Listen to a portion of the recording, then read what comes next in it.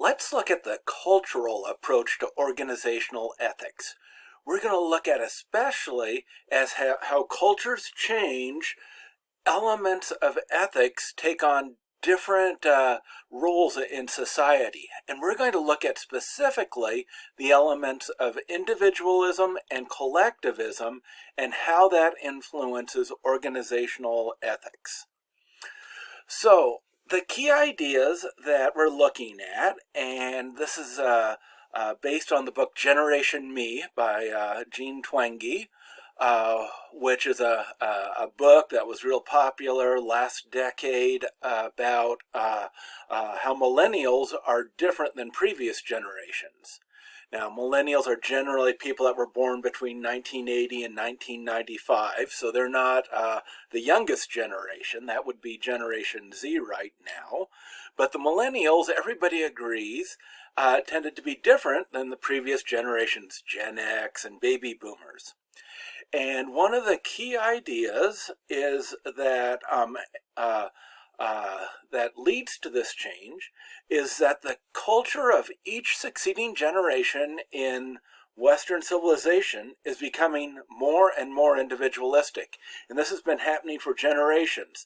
The millennials are more individualistic than Gen X. Gen X was more individualistic than baby boomers. Baby boomers were more individualistic than previous generations. And it's not just America where this is happening, or other Western cultures. We see this happening in other cultures as well. With all this economic and technological development, people are generally becoming more individualistic. Now, when you're individualistic, that means you're concerned more for your individual interests than the collective interests. So that has some implications for organizations. People are more concerned about their own interests than they are the interests of the organization. That might be true for managers. That might be true for frontline employees. As people become more individualistic, the well-being of the collectivity, the organization, lowers in importance, and one's own individual rights become more important. And because of this change, this potentially increases unethical behavior in all types of organizations.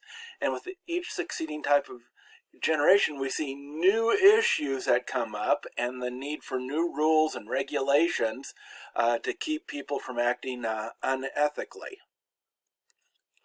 So let's talk about individualism and collectivism and what exactly are they and how are they changing. So in individualism, the interests of the individual have precedence over the interests of the group. And so that means, that's why Twenge called her book Generation Me, is because the self-interest is so important to to each succeeding generation. Now, this means that independence and self-reliance are super important values. So even though people sometimes say, oh, millennials aren't hardworking, there's no evidence for that at all. In fact, this idea of independence and self-reliance, you measure that, and it's actually going up. So this leads to some strengths of millennial and later generations. There's an emphasis on equality and tolerance, and everybody has the same rights, the freedom to do what one wants. Self-expression, self-fulfillment, and self-actualization are high priorities.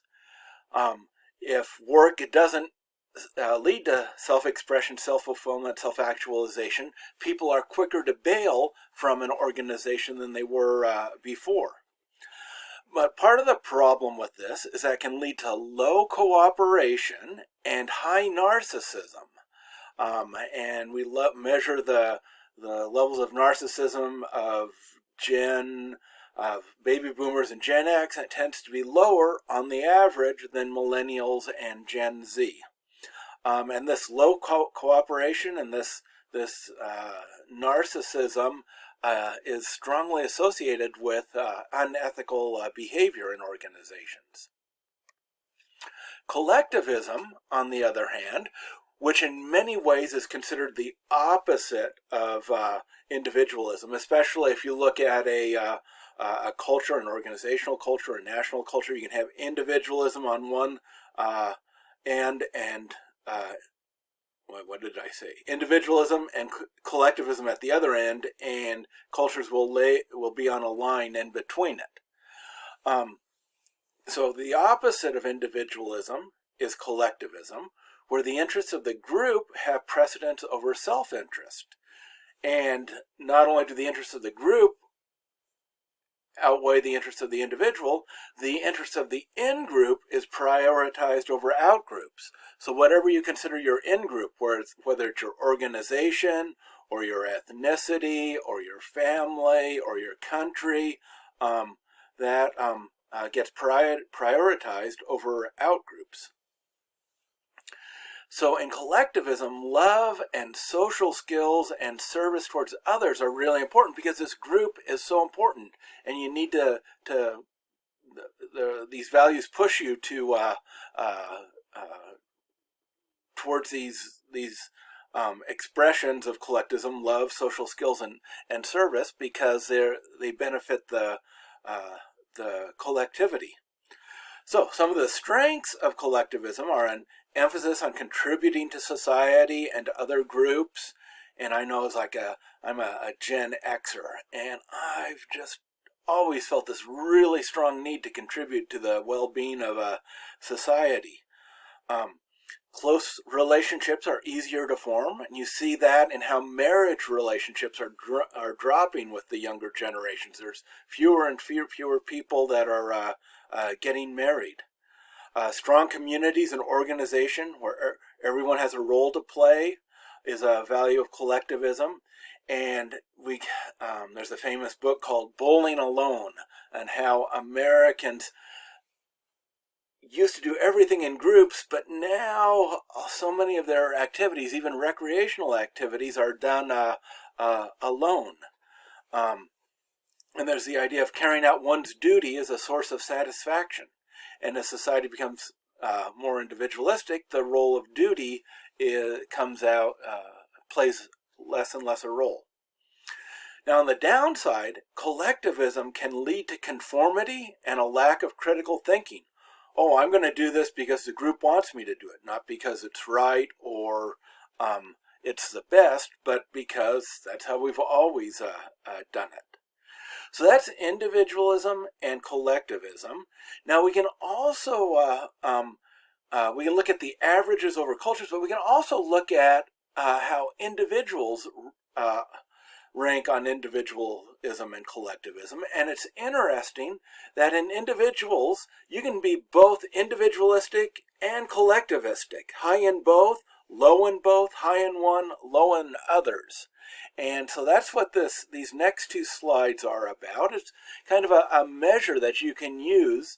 We've got this first chart describes individualistic values, and then the next chart I'm going to show you will look at describe collectivistic values. And you can see, which are the ones that best describe what your values are. So among the individualistic values, there's independence. This love for freedom, self-sufficiency, and control over one's life. And people who have this value say things like, I tend to do my own thing, and others in my family do the same thing. We all do our same thing. Goals are another important part of individualism, striving to achieve one's own goals, desires, and achievements. You might say, I take great pride in accomplishing the goals that I set for myself. Competition is another individualistic value. The idea of outdoing other people and winning and being the best. I like performing better than others on a task. Another value is uniqueness, where you want to focus on one's unique idiosyncratic qualities. And we've all heard how younger generations have this tendency to have people think that they are unique snowflakes, different than everybody else. I'm unique, different from others in many respects. Privacy is really important in individualism, that the ability to keep one's thoughts and actions private for others. Self-knowledge is really important in an individualistic, someone high in individualism. The idea of knowing oneself and having a strong identity and understanding how self is different than other. I know my weaknesses and my strengths. And then direct communication is valued in individualism, clearly articulating one's wants and needs. Even if it can hurt other people's feelings, it's important to state my opinions very clearly. So these are some individualistic values. And here on this next table are some collectivistic values. Oh, there's a mistake there. That heading should say collectivistic values, not individualistic values. But the first one is relating, having relationships with others, considering close others as part of who I am. So I want their well-being. And a typical expression would be, to understand who I am, you must see me with members of my family. You can't understand who I am unless you see me in my family and the people that I'm close to. Belonging is a collectivistic value, wanting to belong to and enjoy being parts of groups. To me, pleasure is spending time with others, not doing my own thing. Duty is really important. The duties and the sacrifices that being a group member entails become a priority in someone's life. So someone high in collectivism might say, I would help in any way I could a relative who is in financial difficulty. Harmony is another value of collectivism, concern for group getting along and the desires that everybody agrees. And so a typical expression would be, I make an effort to avoid disagreement with my group members, rather than striving to find out what's true, which might be a value of individualism. Advice from other people, turning to close others for help with decisions, is a collectivistic value. So one might say, before making a decision, I always consult with others. The context of different situations determines how people act. So self changes according to the context or the situation or what is expected by the group in that situation.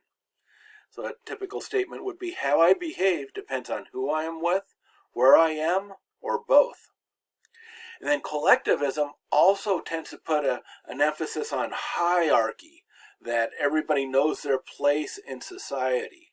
And people respect social hierarchies, social issues, social status. And a typical statement would be, I should not question the authority figures with whom I interact. So you might recognize yourself more in individualism, you might recognize yourself more in collectivism. Both might describe you well, neither might describe you well. As an individual, we've got these two different definitions. And understanding these personal differences can help us understand why different people value different things, why some people are more concerned about the collectivity, about the organization as a whole, and why other people are primarily concerned about their own interests and give much less weight to the well-being of the organization.